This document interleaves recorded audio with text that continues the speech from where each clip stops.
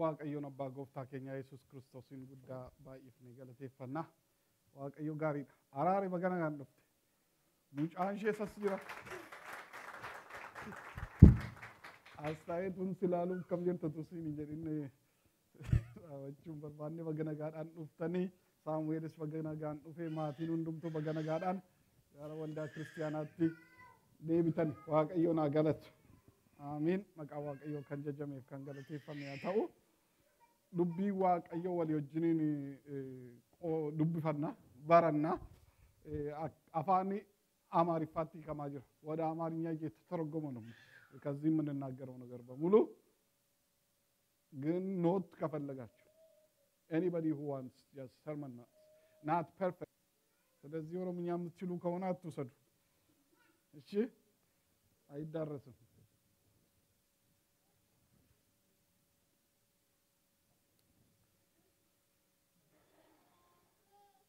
waaqayyoon abbaa gooftaa keenya Yesuus Kiristoosiin guddaa galateeffannaa dubbiin kun kan nuti itti fufnee adeemnu ammas yaada garaa kootii keessa jiru waaqayyo sanii natti agarsiise amma walii wajjiniin fidnutti waaqayyo keessa isa ture akka inni ta'e walii wajjiniin akka laalluudhaaf har'a mata dureen keenya har'a qofaatu hin ta'in har'a jalqabee torban sadan dhufu kanaaf mata dureen keenya sagada kan jedhu sagada worship kan jedhu maaliif yaanni waaqayyo akeeki fayyisu waaqayyo dhumarratti ilmaan namaa hundinuu akka inni maal godhuuf akka inni sagaduuf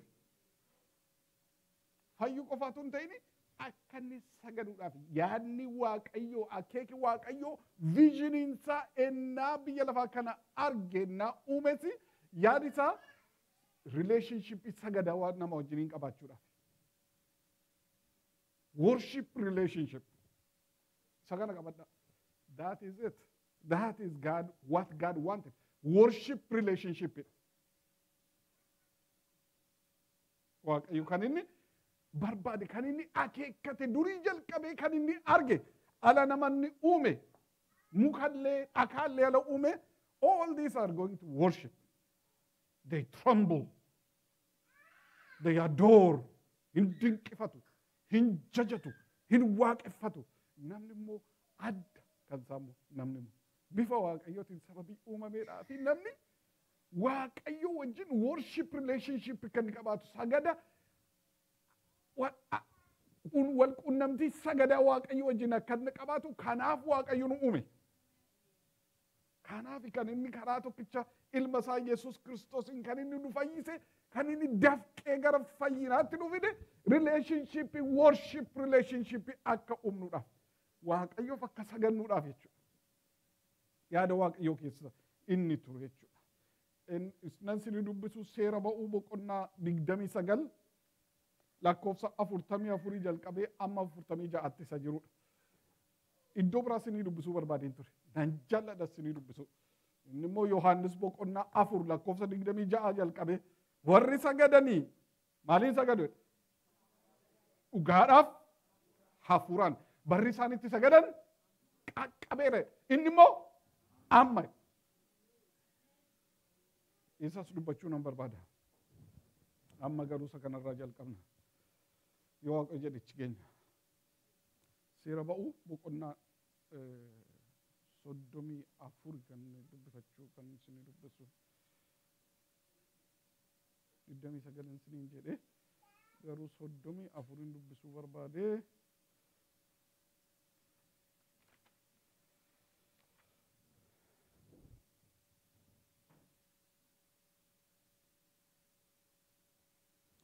atau 29 iyyuu isiniin dubbisa 44 jalqabee isa jiru 29 44 jalqabee amma 46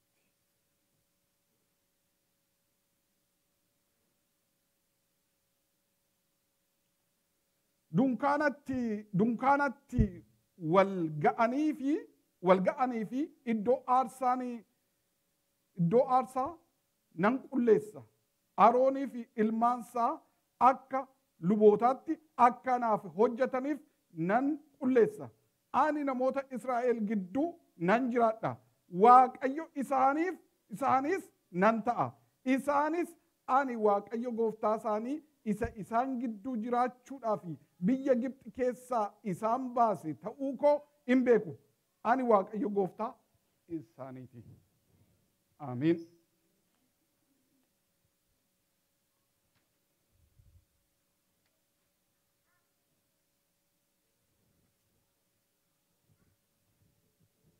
Isa boqonnaa 34 sana barbaadee isinii dubbisuun qaba.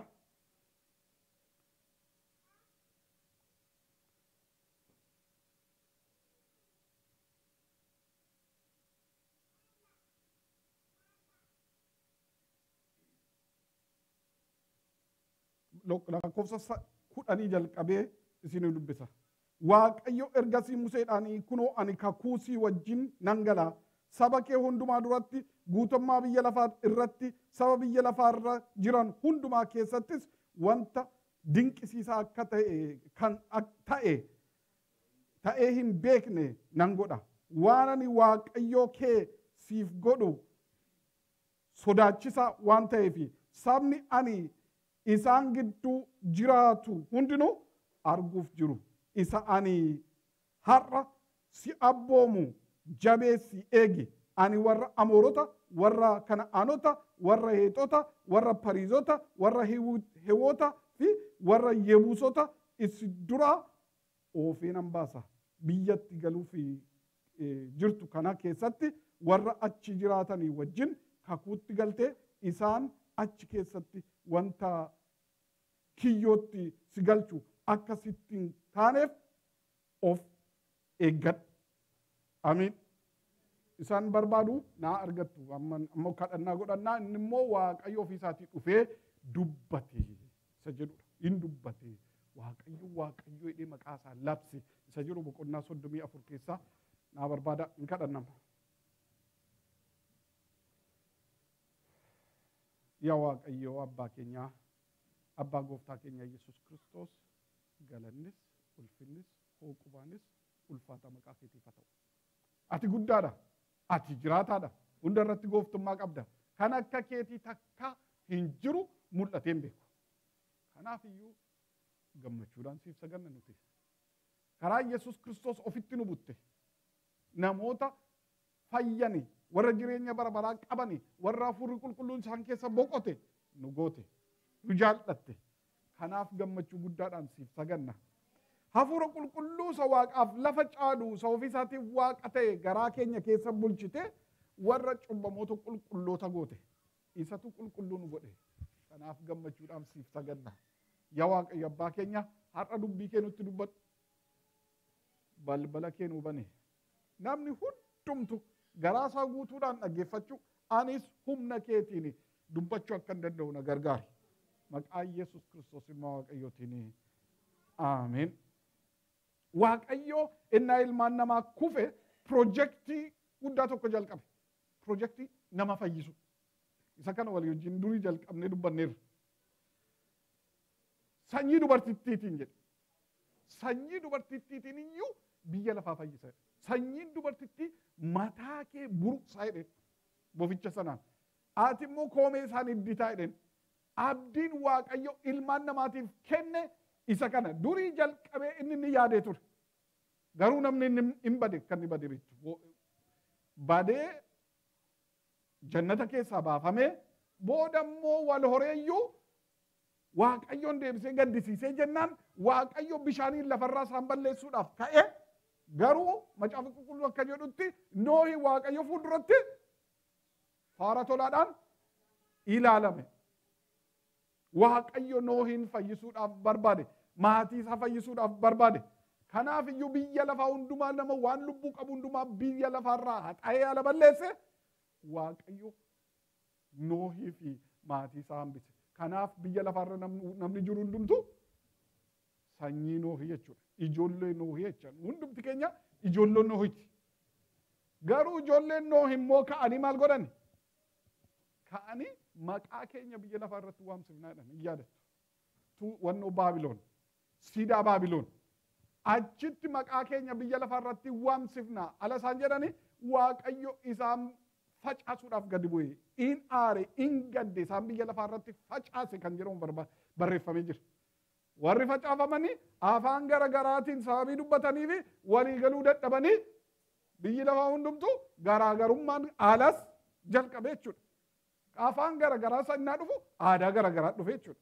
Sababiin isaa aadaan kan inni irra dhaabatu afaan irra dhaabata. Kanaaf isan nama tokko saba tokko afaan isaa balleessinaan effectively aadaa isaa balleessuu kan danda'amuuf jechuudha. Saba tokko afaan isaa balleessinaan effectively aadaa isaa wajjiniin balleessuu danda'ama. Saba sana akka inni hin jiraanne gochuu danda'ama afaan isaa balleessinaan. Aadaan kan inni maddu afaan keessatti, communicationii keessatti, waliigaltee keessatti, walii wajjin haasa'uu keessatti. Nama walii galu duwwaatu walii wajjin jiraachuu danda'a. Isa kanarraa nan deebi'a. Maaliif karaa baay'een adeemsisa waan ta'eedhaaf asiin dhaquun barbaadu.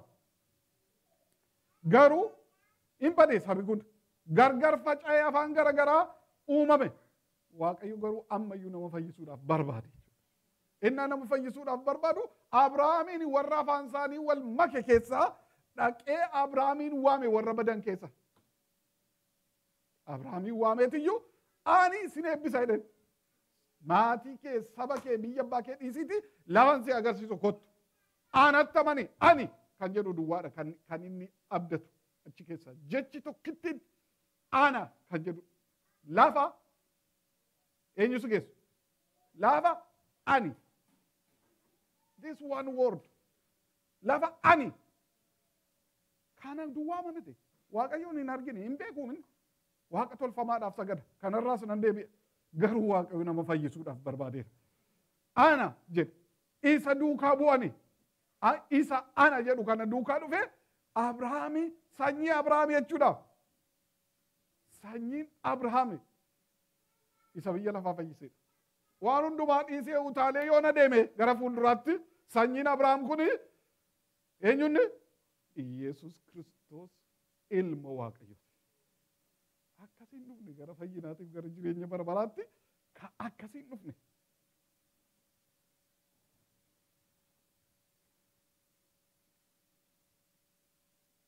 Waaqayyo kan inni namarraa barbaadu walqunnamtii Waaqayyo ilmaan namaarraa barbaadu san sile jedhe worship relationship. It's worship relationship. Saba isaaf sagadu uummachuu barbaada. That is what we are. A worshiping community. The church of Jesus Christ. That's what we are. Isa kana akeekni Waaqayyo worshiping community. Saba isaaf sagadu qabaachuudha. Lafa Waaqayyo isaaniin eebbisu. Lafa immoo namoonni walii ofiif gara fedhii garaa isaaniitiin isaaf sagadanii lafa akkasii uummachuu barbaade. Lafatti nama eebbisu. Namni immoo fedhii garaa isaatiin lafanni Waaqayyoof itti sagadu uummachuu barbaade. In other words, jecha biraatiin Waaqayyo nama gidduu jiraachuu barbaade. Nama gidduu jiraachuu barbaade. Kanaaf seera ba'uu boqonnaa 25 lakkoofsa 8 keessatti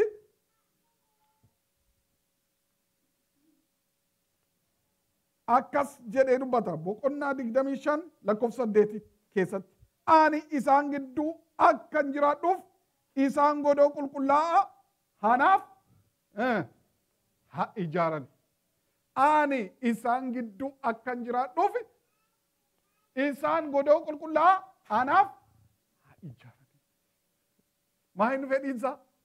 Nama gidduu jiraachuudha. Ituma nama gidduu jiraachuudha baadhee al tokko tokko namni tokko tokko haalli sin gubee namni sin gubee maal jettanii ati gubadhe lafuma namni nam beekne biyya namni beekne waa'ee koo sin dubbanne dhaqeetu jiraadhee akkam gaariidha jettanii beektu. Waaqayyo garuu akkas miti. Waaqayyo ani nama gidduun jiraachuu barbaada. Godoo qulqullummaa anaaf ijaaraa jedhe. Nama gidduun buufadhee jiraachuudhaaf an barbaada jedhe. Nama gidduu buufadhee jiraachuu waan an barbaaduuf godoo qulqullaa anaaf ijaaraa. Isa kana the same concept kanuma dhaxxanii gara dhuma macaafa qulqulluu garagalchitanii dhuma isaa gara dhuma isaa yoo dhaxxanii ilaaltanii mul'ata Yohaannis boqonnaa 21 keessatti Waaqayyo hin geeddaramu yaaduma isa kana dubbata boqonnaa 21 lakkoofsa 3 irratti.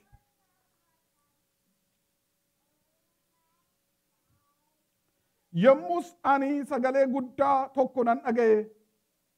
Innis teessoo sana bira kunoo iddoon Waaqayyo buufata iddoon Waaqayyo godoon Waaqayyo kunoo iddoon Waaqayyo buufatu namoota gidduudha. Inni isaan gidduu buufachuuf jira. Isaanis saba isaa ta'uuf jiru. Waaqayyo ofii isaa isaanii wajjin jiraachuuf jira. Waaqayyo isaanis ta'uuf jira. Argitu? Yommus ani sagalee guddaa tokko nan dhaga'e. Innis teessoo sana bira kunoo iddoon Waaqayyo buufatu namoota gidduudha. Inni isaan bira buufachuuf jira. Isaanis saba isaa ta'uuf jiru. Waaqayyo ofii isaa isaanii wajjin jiraachuuf jira. Waaqayyo isaanis ta'uudhaaf jira. Kanaga Waaqayyo nama gidduu jiraachuu barbaada. Nama wajjin wal quunnamtii barbaada. Nama wajjin haasa'uu barbaada. Waaqayyo. Kanaaf namni uumame. Kanaaf uumame. Ani Waaqayyo natti dubbachaa jira. Dhugaan sinitti asii waa'ee wannoo miti. Innaan waa'ee kanaa yaada koo keessatti Waaqayyo natti dubbachaa jira. Macaafa qulqulluu keessaa jechuudha. So macaafa qulqulluu keessa jiru kan sinitti. That is what speaks about. Dubbii Waaqayyo macaafa qulqulluu sana kana keessa. Eessaa yoo dubbate illee akka kanaatti dubbata. Egaan wanta kun sinitti hima. Iddoo inni sagadamuufi hin jirretti yookiin immoo iddoo inni sagadamuuf hin mul'annetti saganni gaggeeffamuu hin danda'u. Maali jedha? Iddoo inni sagadamuuf hin mul'annetti yookiin immoo ituu isa sagadamuuf hin argin isaaf sagaduun hin danda'amu. Controversialidha wanta nama dubbate. Garuu proving godha dubbii Waaqayyootiin provii isinii godha. Dubbii Waaqayyootiin provii godha. Waaqa hin jirreef sagaduuf hin dandeenyu. We can't worship an absentee God.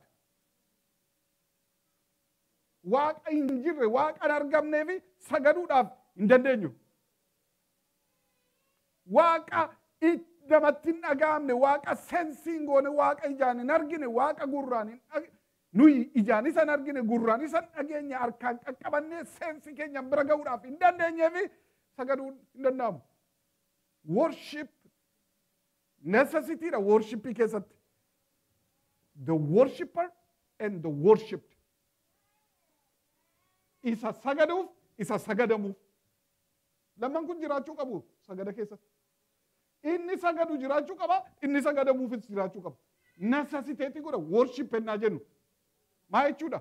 Inni sagadu kuni isa sagadamuufii fi iddoo inni jirutti qoomma'ee gugguufee sagada jechuudha. Akkasiin sagada jechuun necessiteetii godha. Waaqayyos jiraachuu qaba, namnis jiraachuu qaba siniin jechaa jira. Waaqayyos jiraachuu qaba. Isa kanaaf warri Kana'aanotti, warri Pariizootti, warri namoonni Middle East keessa jiran hundi isaanii maal godhan seetan? Waaqa soqanii waaqa ofii isaanii soqanii taa'anii maal godhani? Dhufanii sagadanii. Maaliif? Waaqni keenya kunooti jedhan. In argama. He is there, present. Kanaaf warri Israa'eliin qoraman.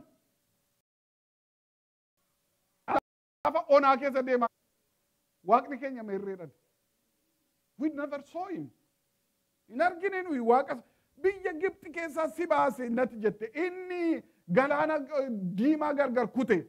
Ituu nu argine inni tarsaasee baase. Inni saba Gibxi akkasitti rukute waaqni kee dura deema. Necessiteetii godha meaningii isaati, hiikaa isaati. Jiraachuun lammanii. Inni sagaduuf, inni sagadamuuf lammansaa. Maaliif inni qomma'u san waan jiruuf qomma'u qaba waan hin jirreef waan hin beekamneef sagaduudhaaf hin dandeenyu jechuudha. There is no worship where we cannot sense God. Hin jiru. Wanti rakkisaan garuu macaafa qulqulluu keenya keessatti jireenya keessatti akka argitanu waaqni keenya ijaan hin argamu. We worship an invisible God. Hin argamu ija namaatiin waaqni keenya waaqni nuti sagannuuf jechuudha. Macaafi qulqulluun kanaan guutuudha. Waaqayyo ija namaatiin akka hin argamne. Roomeen boqonnaan tokko lakkoofsi 20 waan nu baay'ee isinii dubbisuudhaaf nan danda'a. Garuu dhugaasaa ibsu. Roomee boqonnaa tokko lakkoofsa 20. Waaqummaan isaas erga biyya lafaa uumame jalqabee waan inni uume irratti qalbifatamee yaadatti argamuu hin danda'a. Kanaafis waan itti qabatan hin dhabani. Argitu? Bifni isaa ijaan hin argamne garuu humni isaa inni bara bara waaqummaan isaas erga biyyi lafaa uumame jalqabee waan inni uume irratti qalbifamee yaadatti argamuu hin danda'a. Kanaafis waan itti qabatan hin qabani jedhe. Waaqayyo ijaan hin argamu. Lakkoofsa 27 dubbata. Ximootiyoos isa duraa boqonnaa 6 isinii dubbisa garumaan. Ximootiyoos isa duraa boqonnaa 6 lakkoofsa 15 amma 16.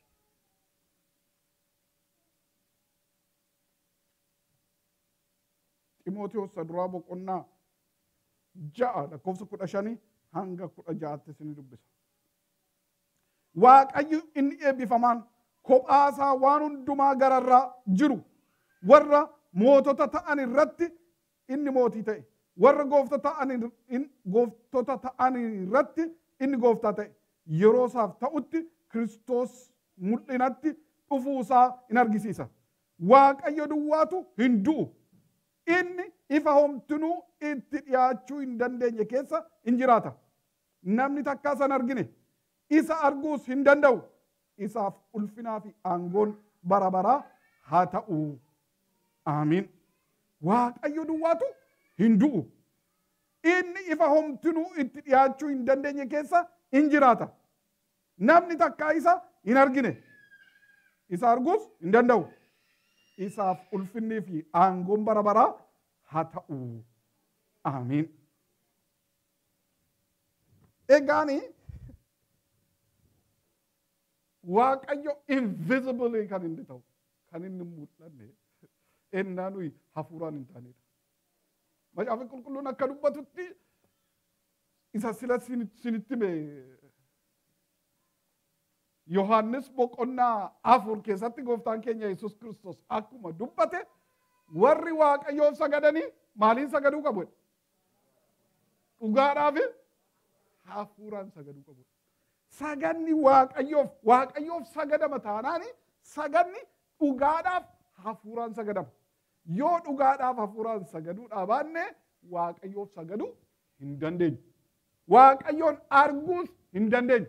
Waaqayyoon arguu yoo baanne Waaqayyoof sagaduu hin dandeenyu. Argitu? Nama arguutu sagaduu danda'a. Hafuuraan argina Waaqayyo kana. Waaqayyoon hafuuraan arguudhaa yoo baanne isaaf sagaduudhaaf hin dandeenyu jechuudha. Hin dandeenyu. Argitu? Amma inni namas as dhufnee qoramsa qabna. Qoramsa qabna. Qoramsi keenya hin saganna moo hin sagannudha. Kanuma dhufuu dhufneerra as geenyeerra. Hin dhaqna moo hin dhaqnuun tokko manaa baaneerra. Dhufnee as geenyeerra. Hin saganna moo hin sagannuun immoo qoramsa isa tokko. Maaliif wanta dogoggoru jiraataasi yookiin wannoota nu fudhate yaada tokko nu fudhatee deema yookiin waan tokko yaadannaa. Kanarraa kan ka'e maal goona? Attenshiniin keenya na deema jechuudha. Waaqayyoon arguu dadhabnee waan biraa fiilmii biraa arguu jalqabna jechuudha. Waan baay'een arginaam fiilmii arguu dandeenyaam teenyee viizhuwalaayizii goonee kunoo tukkas ta'u waa'ee ofii keenyaas waa'ee namaas waa'ee jireenya darbees waa'ee jireenya dhufuus in argina fiilmii nu fuuldura deema. fiilmii waaqayyoo garuu hin arginu. Waaqayyoon itti hin argin afna jechuudha. Ennaa sagannu asitti sagadu jechuun waaqa mul'atuu fi sagadu jechuudha. Waaqa ijaan argineef sagadu, waaqa gurraan dhageenya sagadu, waaqa harkaan qabannuuf sagadu jechuudha. Tanuma macaafa dubbatam sababii ta'eedhaaf inni iyyuu jajjabaadhe isinitti hima. Kanaaf kadhannaan keenyas akka kana. Al 20 al 30 guyyaa 20 guyyaa 30 jilbeenfattanii tarii kan isin konnektii gootanu. Konnektii kan isin gootanu tarii gaaf tokko duwwaa ta'uu danda'a. Kan isin kadhattanu jechuudha. Real prayer, real connection kan inni dhalatu. Yeroo baay'ee keessaa yeroo tokko ta'uudhaaf danda'a. Waaqayyo nu gargaara jechuudha. As geenye wal gargaarraa sitti waaqayyo na galata. Maaliif warra waaqayyoof sagadanu qabna, warra maqaa isaa jajatanu qabna, warra sagachiisanu qabna, meeshaa muuziqaa qabna, walii keenya qabna, waaqayyo nu gidduu jira. Kana booda walii keenyaan kareejii goone konnektii goone. Tarii out of 1 hour 10 minutes yoo konnektii goone saganne nuyi ala sana infusionii guddaa arganna. Infusionii beekna miti. Humna guddaa arganna yeroo sanatti jechuudha. Waaqayyo warra arganiifiyyuu isaaf sagada. Yoo arguu baanne isaaf sagaduudhaaf hin dandeenye. Waaqayyoon arganii namoonni. Namoonni waaqayyoon arganii jedha dubbii waaqayyoo.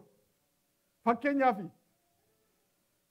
seera uumamaa boqonnaa 32 warra waaqayyoon arganii. Seera uumamaa boqonnaa 32 lakkoofsa 30 fi 31.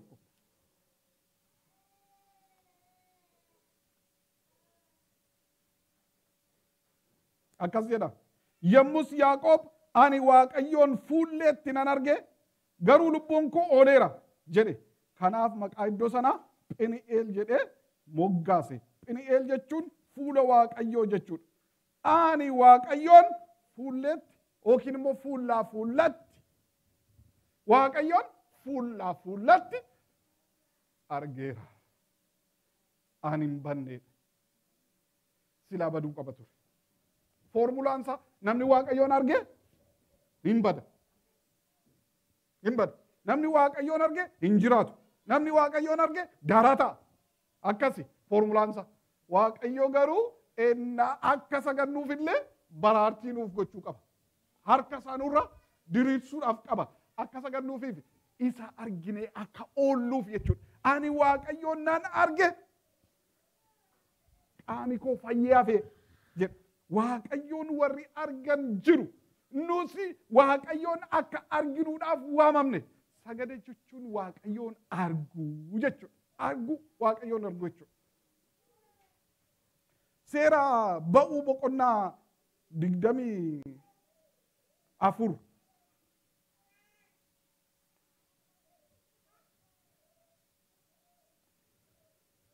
Boqonnaa 24 lakkoofsa 11.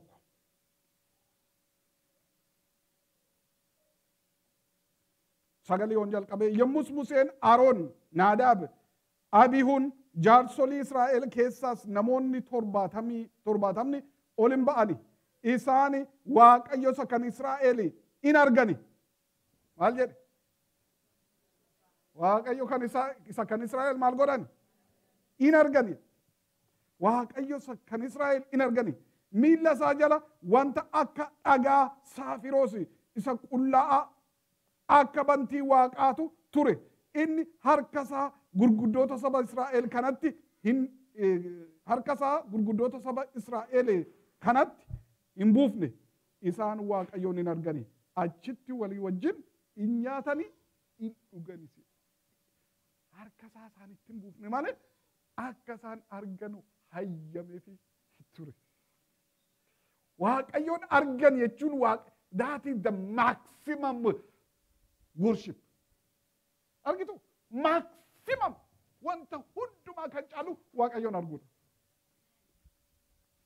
Asitti waaqayyoon yoo argine walii keenya gidduutti presensii waaqayyoo asitti argamuusaa nu gidduutti yoo taappii goone, if we tap into his presence and if we get power out of him, isaga sagadii jechuun isa. Macaafa qulqulluu keessa yoo deemtanii waan hunda isinitti himuudhaaf hin danda'uun. Seera ba'uu boqonnaa 22 dubbifadhaa. Harreen Bala'aam Waaqayyoon argiteetti moo hin argine? Hin argiti. Harreen Bala'aam Waaqayyoon argite. Waaqayyoon galata. Kanaaf iyyuu deemuu didde Waaqayyotti siquu didde harreen Bala'aam. Bala'aamis Waaqayyoon hin arge. Achuma dubbifattanii argitu. Waaqayyo wajjiniin falmaam. Maaliif akkasuma gooteedhe? Harreen illee naa isheen sitti dubbatu ati calluma hin dhageessu ati jedha immoo. Harreen illee naa isheen sitti dubbatu hin dhageessu ati jedhe. Inni Waaqayyoon argee ture Bala'aam. Warri diidaniis arganiiru. Waaqayyo akeeka qaba sababii ta'eedhaaf. Sabni isaa akka hin abaaramneedhaaf akeeka qaba waan ta'eedhaaf. Isaayyaas boqonnaa 6 naa dubbifattanii boqonnaa 6 keessatti qulqulluudha Waaqayyo gooftaan maccaa. Lafti hundinuu galata isaatiin guuteera kan jedhe iddootti barreeffametti. Ani Waaqayyoonan wayyoo jedhe. Wayyoo kaa'e. Oo dubbifattan. Wayyoo kaa ani ija kootiin Waaqayyoon argeera. Ani warra hidhiin isaanii xuraa'e gidduu kanan jiraadhu. Hidhiin koo kan xuraa'e anaaf wayyoo jedhe. Waaqayyoon hin arge. Waaqayyoo fi iddoo sagada Waaqayyoo arge. Iddoo sanatti jechi hin geeddaramu. Because iddoo sanatti jechuudha. Jechi sagadamaa inni seetan qulqulluudha Waaqayyo gooftaan maccaa. Isa kana fixuuf hin dandeenye. Ergamoota waaqarraa warri qulqulloonni Suraafeel warri jedhamanii another attribute fiduuf hin dandeenye. Jechuun eenyummaa Waaqayyoo kan ibsu kan bira. Isa kana bira darbuu hin dandeenye. Qulqullummaa Waaqayyoo. Kanaaf qulqulluudha Waaqayyo gooftaan maccaa. Jedhu halkaniif guyyaa jedhu. Utuu walitti hin kutin jedhu. Waaqayyo warri argani oowuu keessa jiru. Sodaa guddaa sodaachisaa sodaa gammachuudhaan guute. Beektu isa kana. That's called awe afaan Ingiliffaatti. Marvel jedhama afaan Ingiliffaatti. Tererii miti. Tereriin sodaadha. Sodaa maaliin guute? Pherpheramuun guuteedha. Sodaa fincaan fiduudha. Tereriin. Sodaa fincaan buusisuudha. Lama lixaan kan nama dhabsiisuudha. Tereriin. Owu garuu. Owu. Marvel.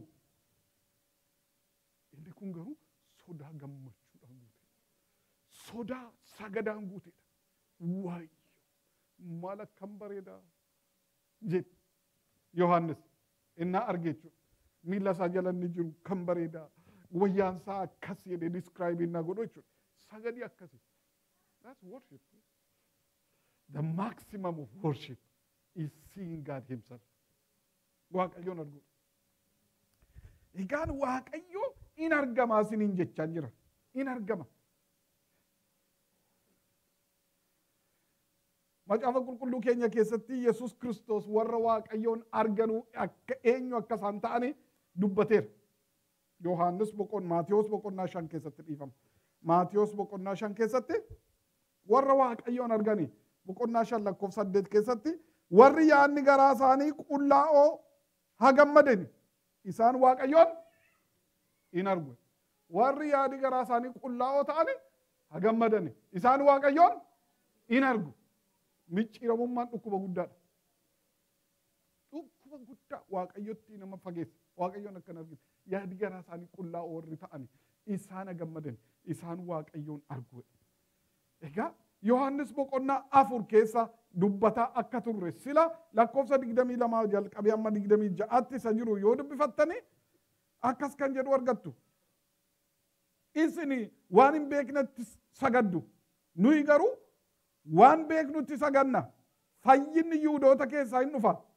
Yeroon itti warri dhugumaan sagadanii hafuuraa fi dhugaadhaan abbaadhaaf sagadan garuu hin dhufa.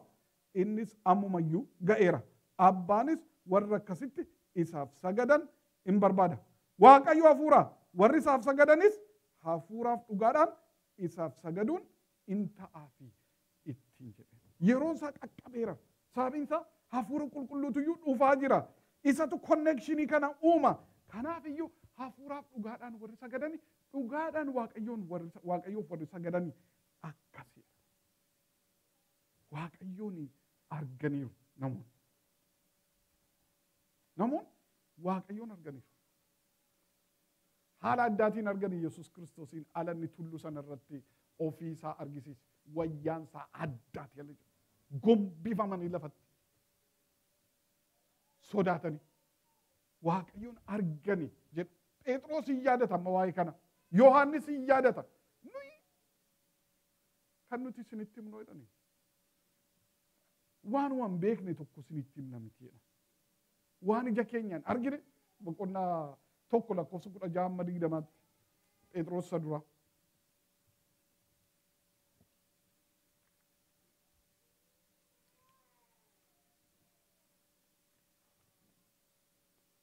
Phexros lammaffaa boqonnaa tokko lakkoofsa 16.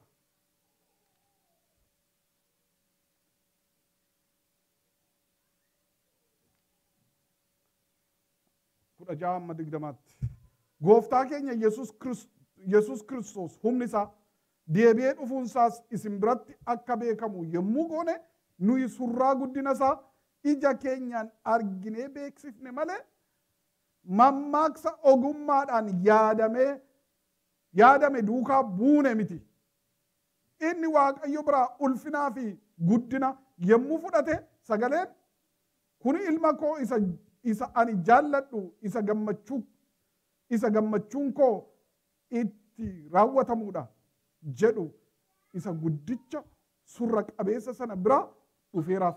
Nuyi warri gaara qullaa gubbaatti isa wajjin turre immoo sagalee waaqarraa isaaf dhufe kana dhageenyeerra.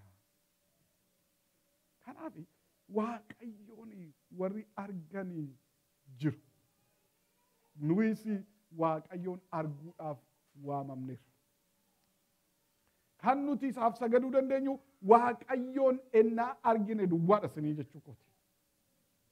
Wanti guddaan Waaqayyoon arguudha. Konnekshinii gochuudha. Taappii gochuudha. Yaadi keenya dhibbatti gara isaatti deebi'uudha.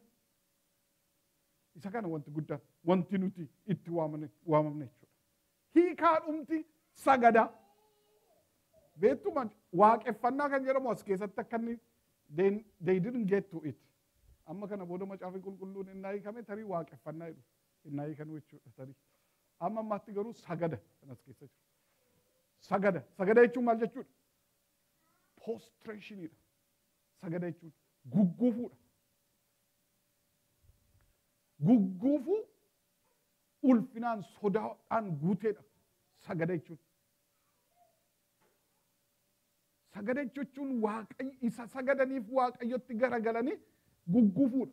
Jilbeenfachuudha. Kufuudha. Siifan sagada jedhanii Waaqayyoon fuulduratti dhiyaachuudha. Sagaduu jechuun isa. Sagaduu Waaqayyo kan inni barbaadu yookiin immoo sagaduma jechuun divine presence jechuudha. Divine presence among humans that are willing to worship Him. Divine presence of God among humans that are willing to worship Him. Sagadi sagada. Waaqayyo jiraate namoonni fedhii isaaniitiif sagadan na jiraate that is called worship. Isa kana malee Waaqayyo biyya lafaa guutee jira. Mitiire Waaqayyo iddoo haallayyuu guutee jira. Garuu sagadi kan inni jiraatu ennaa Waaqayyo jiraate namoonni immoo fedhii isaaniitiin Waaqayyoo fi sagadanidha jechuudha. Waaqayyo ofii isaa argisiisa. Exodus 34 san sila barbaadaa ture. Seera ba'uu 34 25 jalqabe. No, 5 jalqabe amma 8. Seera ba'uu boqonnaa 34 5 amma 8.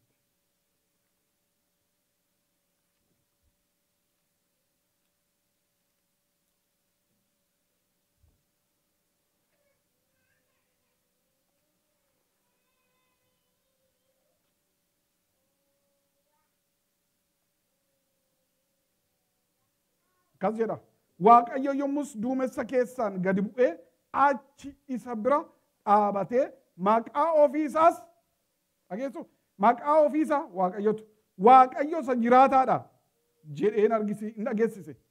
Gooftichi achumaan Musee dura darbee sagalee isaa dhageessisee ani waaqayyo gooftichi waaqayyo isa ho'a qabeessaa fi araara qabeessa aariitti suuta jedhaadha.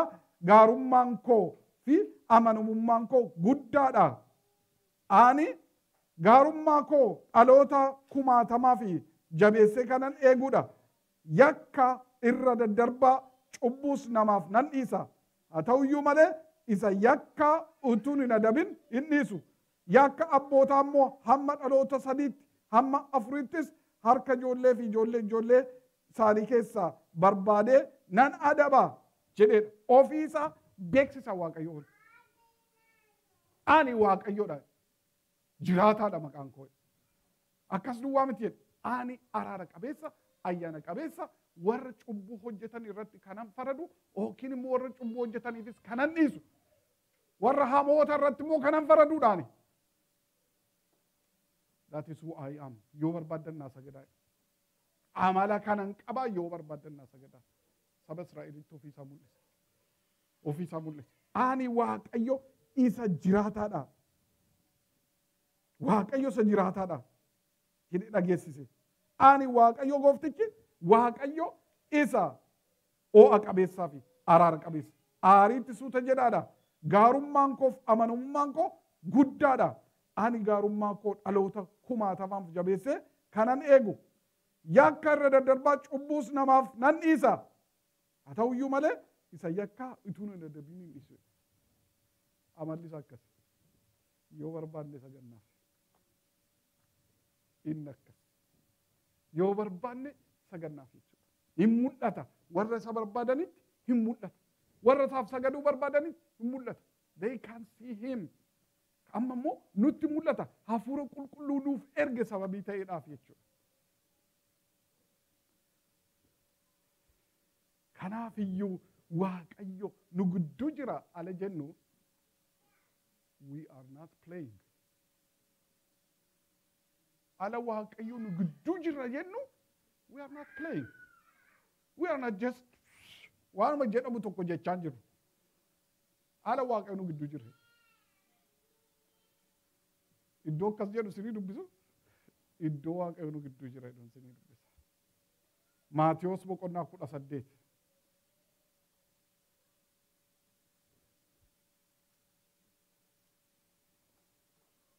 lakkoofsa 18 jalqabe. Ani dhugumaan isiniin jedha. Waanumti isin lafarratti hiitani waaqarrattis hidhamaan ta'a. Waanumti isin lafarratti hiiktan immoo waaqarrattis hiikamaan ta'a. Amma isiniin nan jedha. Lakkoofsa 19. Isin keessaa namoonni lama biyyi lafaa kana irratti waa'ee waan tokkootti walii galanii yoo kadhatani abbaa koosa waaqarraa biraa wanti isaan kadhatan hin kennamaaf. Iddoo namoonni lama yookiin sadii maqaa kootiin walitti qabamanitti ani achitti isaan gidduutti nan argama jedheedha. Lafti namni lama yookiin sadii maqaa kootiin walitti qabamanitti. Foormulaan isaa suma kana. Nama lama yookiin sadii maaliin maqaa waaqayyootiin lafa isaan walitti qabamanitti. This is the sincerity it requires. Maqaa waaqayyootiin lafa isaan walitti qabamanitti. Achitti isaan gidduu playing. Waaqayyo nu gidduu taanaan waaqayyo nu gidduu jira. Jira nu gidduu. Waaqayyo nu gidduu jiru jennee yaaduudhaaf taasisu hin dandeenye. It's a wrong idea. Kanaaf iyyuu waaqayyoon nu gidduu jiraachuusa amantiidhaan dhiyaannee ija keenyaan arguu harka keenyaan taappii gochuu isa qabachuudhaaf ofii keenya gadhiisuu qabna waldaa keessatti walitti qaba. Argitu waaqayyoon argachuudhaaf yaada gara humna keenyaan miti just cubbuu keenya himachuutu iyyuu waaqayyotti nu dhiyeessa. Innaa sana hafuurri qulqulluun hin dhufa. Innaa meeshaa muuziqaa taphatamu. Innaa faarfannaan faarfatamu. Innaa asii yaadi keenya gara waaqayyootti ol ka'u waaqayyo nu gidduu jira. Yeroo sana waaqayyo nu gidduu jira. Kanaaf iyyuu seexanatti iyyuu nu barbaachisa. We got to proclaim it's the word of God. Dubbii waaqayyooti kun. Dhugaa ba'uu qabna. Innis waaqayyo nu gidduu jira. Waaqayyo hin sagadamaaf. Waaqayyo hin waaqeffama. Waaqayyo hin barbaadama. Warri isa barbaaddatan isan argatu. Macaafni akka dubbatu. Warri isa barbaaddatan isan argatu. Just isa barbaadachuu barbaachisa. Yeroo hundumaa haala sagada kana jalqabu san sinitti. Innis maal jedha? Warri isa barbaaddatan isan argatu. Dubartittii ishee waggaa 12 dhiigi ishee dhangala'isan. Yeroo hundumaan dubbadhu waa ishee. Maaliif namootatu kumaatamaan Yesuus duukaa muujjaa kana irra deemanii boochoo godhanii isa deemu isa darbachaa walis darbachaa adeemu. Maaliif lafa Yesuus ga'etti waan baay'eetu ta'a waan ta'eef. Isaan kaan maal qopheessu? Kiyyoo qopheessu. Kiyyoo. Waan inni dubbatu barbaadu. Waan inni dubbatuudhaan isa qabuudhaaf barbaadu. Warri beektonni macaafaa. Warri mana qulqullummaa keessaa. Warri akka Fariisotaa. Maal godhu? Kiyyoo. Kiyyoo qopheessu. Yesuus isaan gidduu jira. Isaan gidduu deddeebi'a. Isaan garuu they didn't want to connect. They are disconnected. Disconnected ta'anii maal godhu? Isa qabuudhaaf barbaadu. Jecha isaatiin isa qabuu barbaadu. Dubartittiin isheen kun garuu rakkoo qabdi sababii ta'eedhaaf isheen hin daa'imtee hin foqoqxee eenyu asitti kan dubbataa ture fooliin ishee gaarii miti jedhee torban irraa lallaba. Lallabaa kan ture. That was my first sermon last week. Ishiitu lallabaa ture asitti. Azeeb jechuudha. Ishiin foolii ishii namatti hin tolu. Ishiinis ofii ishii beekti garuu maal gochaa turte? Foqoqaa turte, daa'imaa turte. The purpose handaara wayyaa gooftaa keenyaa Yesuus Kiristoos qabachuudha. Yoon isa qabadhe naaf fayya jettee waan turteedha. Yeroo qabatte maal taate? Burqaan dhiiga ishee hin citeedha macaafa qulqulluu. Burqaan dhiiga ishee hin cite. Kana booda qaama ishee irratti akka fayyite of irratti barte. Yesuus Kiristoos immoo maal jedhee eenyuun akka anna tuqeedhe. Because others didn't really touch him. Warri kaan isa hin tuqne. Isa darbataa turanii achi maal gochaa turanii malee not on purpose. On purpose Yesuusin kan tuqe dubartii sana at least kan nu beeknu kan matsaafi dubbate dubartii sanatu purposeidhaan sagada jechuun isa. That's worship. That's worship. Worship jechuun asitti as duwwaatti ta'uu hin qabu. Mana qulqullummaa duwwaatti ta'uu hin qabu. It's just connection. Connect. Yesuus Kiristoosin argatte. Hin fayyite. Yesuusin argite. Yesuusin handaara wayyaa isaa qabatte. So she drew power out of him. Poweriin isa keessaa yaa'een dhumu sababii ta'eedhaa fi sodaan jiru. Egaan Waaqayyo sagaduudhaaf qophaa'uudhaaf dhiyaachuu qabna. Innaa dhiyaannu jechuudha. Innaa sitti dhiyaannu qophaa'uudhaaf dhiyaachuu qabna. Ofii keenya eeggachuu qabna. Maaliif wanti imperfect ta'e waan baay'eetu jira. Fakkeenyaaf hammani kanaan mataa koo akkas gochaan lallaba. Kun perfect moo imperfectidha? Yes, imperfect. That's me. Kanuma gaa. Ani dafqa koo xaachuun qabatu lallabuudhaaf. Kun immoo baay'eetti ka'e immoo dafqa isaa xaachuutu. Yoo jechuutti kaatanii you never listen anything maaliif I continue to do that. You never listen. Imperfection ira kun. That's me. Waaqayyo akkasitti na uume. Maal gootu? Kanu garuu yaada keenya iyyuu sassaabbatte kana hunda keessaa Waaqayyo maal jechaa jira? Yaada garaa keenya Where is he? Let me stretch gara waaqayyootti jennee yaada keenya yoo gara waaqayyootti deebifanne alii asii faarfannaatu hin ta'u. Hin ta'u. Alii immoo isa calaqqisuus kanatti hin ta'u. Alii warri muuziqaan iyyisiisu, alii xinneessu, alii mucaa tokko tasiin fiigaa.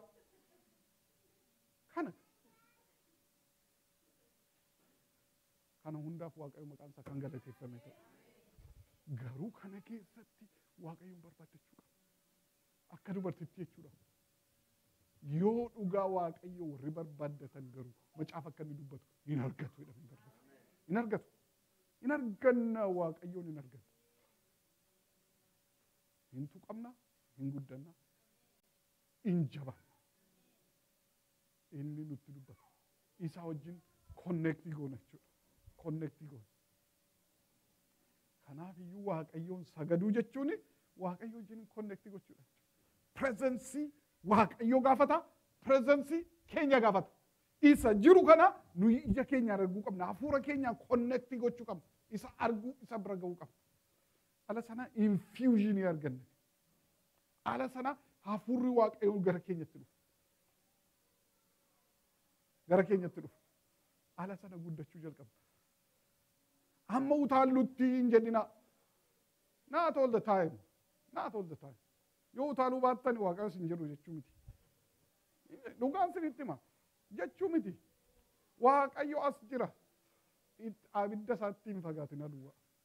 Qaqqaammachuu jechuu beektu. Karkarfachuu itti siqu. Oromiffi koo heelanitti jabaate warra kaanitti garuu karkarfachuun abiddatti siqanii ta'u sitting close to the fireplace. Maal jedhama? Iddoo abiddaatti jechuudha. Dhiyaatanii waaqayyotti dhiyaatanii jiraachuudha. Itti siqaannaa deemtummoo abiddi isaa si qabataa deema. Si bobeessaa deema. Si gubaa deema. In a positive way, consume si gochaa deema. Si keessa xurii gadi naqaa deema. Xurii si keessa gadi naqaa deema. Si qulqulleessaa deema. Keessi jireenya keetii haareffamaa deema. Nama ta'aa deemta. Kaleessarraa waggaa 5 waggaa 10 darberraa fooyya'aa deemta. Inni buf jedhu. Nam tokko tuquusaa hin dandeenye. Haalanni tasgabii godhataa deema. Haalanni nama obsuu danda'aa deema. Inni harkisaa kaballaadhaaf gamu harkasaa deebifate. Dhugaan sinitti himaa innaa innaa obsaa deema. Inni nama arrabsuudhaaf ijaa ba'uudhaaf onnoo jedhu keessa isaa jedhu tasgabbii haala godhataa deema. That is the presence of God. God gara waaqayyotu gara keessanitti siqaa jira jechuudha. Sin geeddaraa jira. Kanaa gadi waggaarraa sana malli koo kanuma nama tokko akkas jedhama. That's me waan godhare. Maali amma yoomitti kana taana. Kanaafi waaqayyoo fi sagaduudhaaf waamne inni warra barbaaddataniif in argama. Waaqayyoon barbaadu waaqayyoon waa gargaaru. Waaqayyoof sagadu waaqayyoon waa gargaaru. Waaqayyoon argu waaqayyoon waa gargaaru. Kanaafi harka keenya gara waaqayyootti diri. An harka koon gara waaqayyootti diriirsaa jedhe macaafa keessatti jedha. Nan diriirsa harka koo gara waaqayyootti. Garaa keenyaa fi yaada keenyaanii gara waaqayyootti ol kaasuu qabna. Barbaaddachuu qabna akka dubartittii sana argachuudhaaf. Ol kaanee xumurru.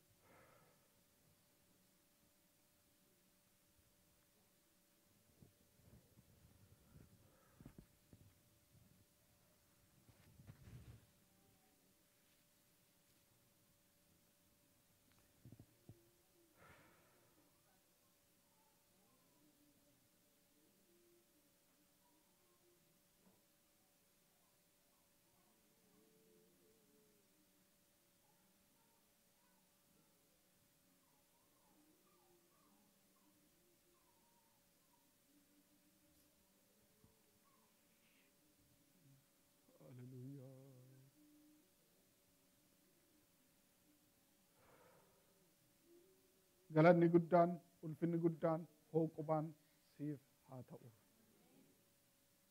Kan nu jaallatte, kan Yesus Kiristoosin nu argite, kan jireenya bara baraa nuu kennite, kan cubbuu keenya nu keessaa dhangalaafte, guyyaa guyyaadhaan nu guddisaadhaaf nu ijaaraa kana deemtu abbaa gooftaa keenya Yesus Kiristoos. Dubbiin kee inni jiraataan hin dubbata. Ati maaksimamii wanta godhamuu barbaachisu hundumaa gooteetta. Harka kee diriirsitee nu barbaaddeetta. Yesus Kiristoosin ilma Waaqayyoo nuuf ergite. Warra badan barbaaduudhaaf, warra kufan barbaaduudhaaf, warra namni tuffatee mataa isaanii buruqsuudhaaf irra ejjetee darbe isaaniin sassaabuudhaaf, keessa jireenya isaanii qulqulleessitee shoogdee calaqqisiiftee dhaabachiisuudhaaf, warra saba kophaatti baafamanii qubitti qabame isaaniin barbaaddee jireenya bara baraa kennuudhaaf, cubbuu isaanii irraa dhiqxee wayyaa haaraa wayyaa calaqqisaatti uffisuudhaaf karaa tokkicha ilma kee Yesus Kiristoos fannoo sana irratti dabarsitee mesii baay'ee keessa akka inni darbu isa goote warra du'an keessaa isa kaaftee jireenya bara baraa nuuf kennite karaa isaa. Inni mirga baasa taa'ee har'a warra maqaa isaatiin kadhatanuufi dhiifamuu cubbuu argamsiisa. Galanniif ulfinni siif haa ta'u. Isa kanatti baruu akka dandeenyu nu dandeessisi. Itti baruu wallaalle. Itti baruu akka dandeenyu nu gargaara. Waaqayyo wajjiniin konneektii gochuu, Waaqayyoof sagaduu, Waaqayyoon arguu, Waaqayyoon dhaga'uu, Waaqayyoon qaqqabachuu, isa argine, isa dhageenye, isa harka keenyaan qabanne isinitti labsina malee oduu miti kan sitti labsinu jedhamee barreeffameera. Isa argine, isa dhageenye, isa harki keenya qabate isinitti labsina. Ennaanni tulluu sana irratti mul'ate waaqarraa sagalichi dubbateera. Innan jaalladhu tokkichi ilma koo isa kana dhaga'aa jedheera. Nus argineerra jedhanii dubbatani. Yaa Waaqayyo abbaa keenya galanni ulfinni siif haa ta'u. Isa isaan argan kana, isa nus amma xinnoo ishee argine kana yeroo hundaa arguu, yeroo hundaa gara isaatti harka keenya hiixachuu akka dandeenyu, isa barbaaddachuu akka dandeenyu maqaa Yesus Kiristoosin nu gargaara. Distraakshinii baay'ee keessa jiraanna. Mana keenyatti kadhannaan salphaa miti. Mana ofii keenyatti kadhannaan salphaa miti. Asittis kadhannaan salphaa miti. Konnekshinii argachuun salphaa miti. Nu gargaara. Hafuura keessa gaarii sana nu ergi. Ayyaanaaf araara keetiin nu wajjiniin ta'e. Ulfinniif galanni hooqubaan siif haa ta'u. Isaaf yeroo keenya nu eebbisi. Maqaa Yesus Kiristoos ilma Waaqayyootiin. Amiin. Waaqayyo sana eebbisu noora.